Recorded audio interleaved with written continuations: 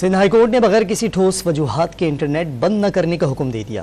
تمام متعلقہ اداروں کو انٹرنیٹ کی بحالی اور عوام کی سوشل میڈیا پلیٹ فارمز تک قانون کے مطابق رسائی کو یقینی بنانے کی ہدایت کر دی۔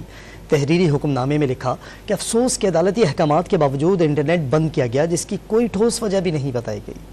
سندھ ہائی کورٹ نے انٹرنیٹ اور سوشل میڈیا تک رسائی یقینی بنانے کا حکم دے دیا۔ انٹرنیٹ کی بحالی اور عوام کی سوشل میڈیا پلیٹ فارمز تک رسائی یقینی بنانے کے لیے تحریری حکم نامے میں لکھا کہ افسوس عدالتی احکامات کے باوجود انٹرنیٹ بند کیا گیا۔ انٹرنیٹ بند کرنے کی کوئی ٹھوس وجہ بھی نہیں بتائی گئی۔ ٹھوس وجوہات کے بغیر انٹرنیٹ بند یا سست نہیں ہونا چاہیے۔ سندھ ہائی کورٹ نے تحریری حکم نامے میں متنبع کیا کہ اگر انٹرنیٹ بندش کی ٹھوس وجوہات پیش نہ کی گئیں تو متعلقہ حکام کے خلاف کارروائی کی جائے گی۔ سندھ ہائی کورٹ نے ہدایت کی کہ متعلقہ ادارے انٹرنیٹ کی بحالی کو یقینی بنائیں اور اگر یہی صورتحال برقرار رہتی ہے تو آئندہ سماعت پر عدالت کو آگاہ کیا جائے۔ گزشتہ روز وفاق اور سندھ حکومت کے وکلاء کی جانب سے جواب کے لیے مہلت طلب کرنے پر عدالت نے مقدمے کی سماعت 5 مارچ تک ملتوی کر دی تھی۔